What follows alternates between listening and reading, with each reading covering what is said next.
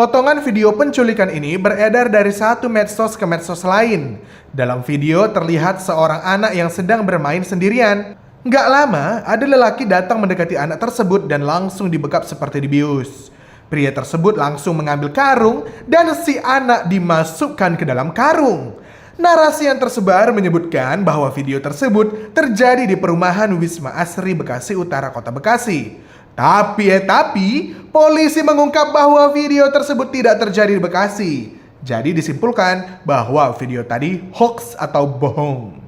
Polisi meminta masyarakat nggak perlu resah dan lebih bijak pilih-pilih informasi biar nggak misinformasi. Terkait video yang tersebar ini, polisi lagi menyelidiki oknum yang menyebarkan dan menimbulkan keresahan. Nah lo, jangan sebar informasi kalau nggak tahu pastinya ya guys ya. Yang pasti ya cuma di Kompas TV soalnya.